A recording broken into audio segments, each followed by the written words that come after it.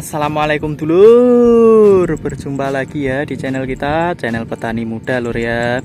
Ya dulur, aku mau ngucapin terima kasih bagi sedulur-sedulur yang sudah subscribe. Bagi sedulur-sedulur yang belum subscribe, aku minta tolong lur ya, minta tolong di subscribe. Salam tani muda, salam tani milenial. Ya dulur, ini kemarin tanaman padi kita sudah dipanen ya. Alhamdulillah untuk luasan ini atau yang sebagian ini ya, itu kemarin dapat 1 ton lebih 50 kilo ya. Terus masih ada ini yang di kalenan ini ada 4 baris ya, atau 4 kalen. Ini kisaran nanti dapatnya ya 2 sak. Jadi totalnya ini kisaran nanti 12 sampai 12,5 kuintal ya, atau 1,25 ton ya. Belepotan ngomongnya lur ya. Ya, padahal perawatan kita kemarin ini kan amat sangat minimal lur ya. Pemupukan ataupun yang lain sebagainya itu juga amat sangat minimal. Dan ini tadi aku bikin bedengan lagi lur ya, untuk apa itu kita tanamin palawija nantinya. Nah ini juga masih proses pengambilan ya. Nih ini kan pengambilan sudah dapat 2 unduk ya. Tapi kali ini pembahasan kita ini pembahasan tentang apa ya? Untuk pembahasan kita kali ini adalah pembahasan tentang gimana caranya kita bisa mengirit pupuk ya sebanyak 70% lur. Pengeluarannya atau kita menggunakan cuma 30%-nya. Terus gimana caranya?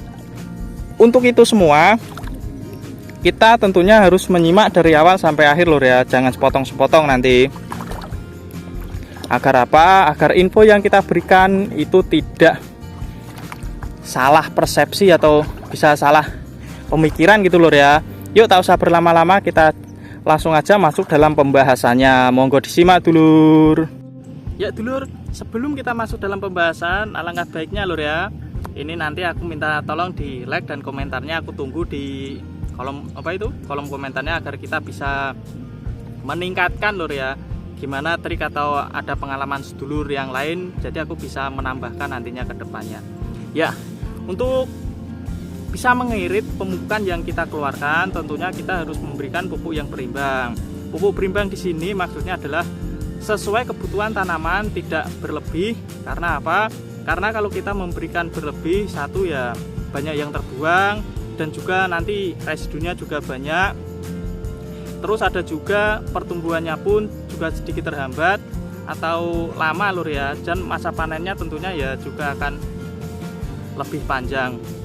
Nah seperti ini aku juga mau memupuk lur ya. Ini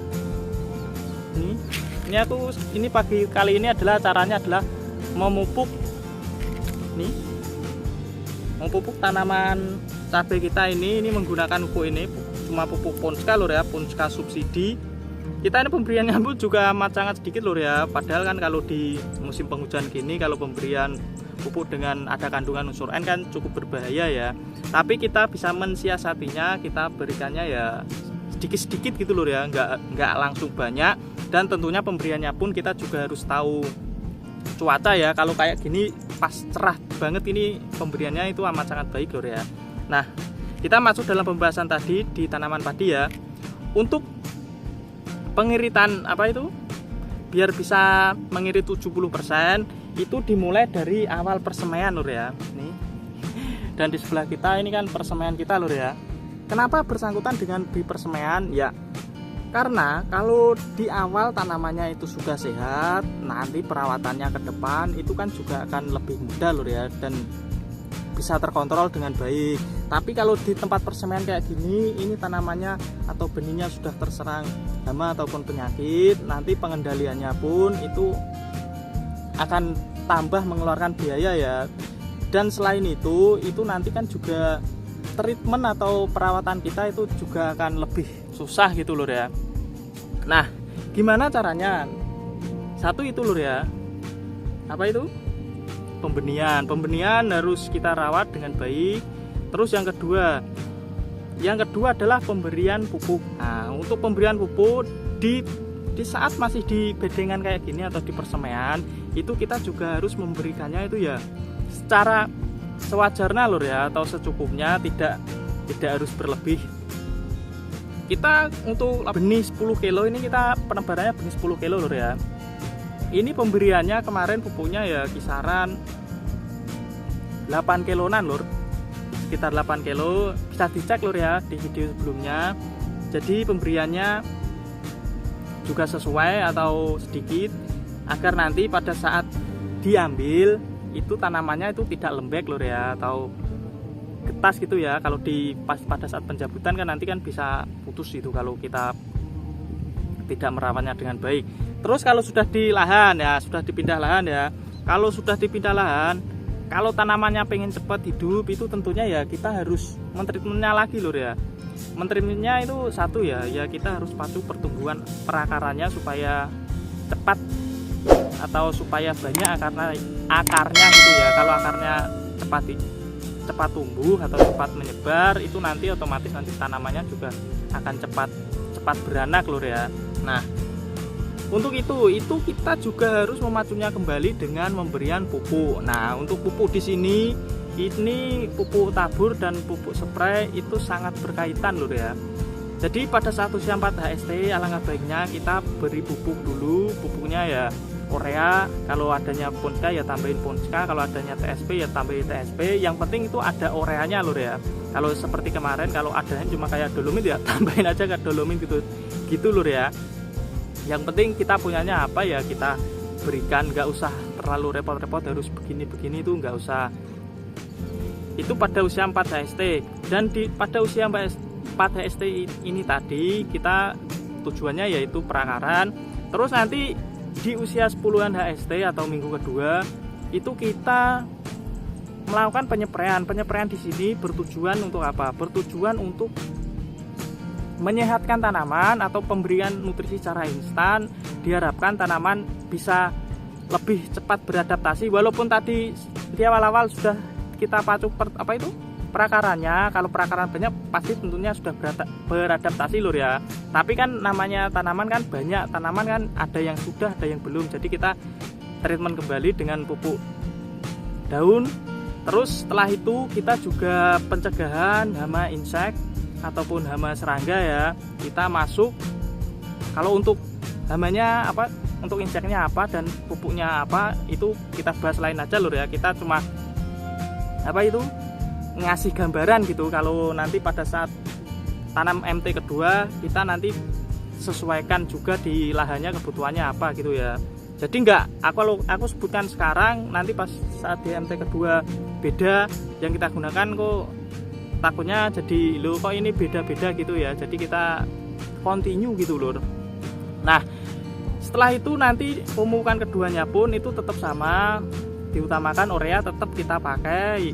Kalau pasangannya terserah, yang penting adanya itu apa. Pemberiannya pun itu kita sesuaikan kebutuhan tanaman, jangan berlebih gitu lur ya.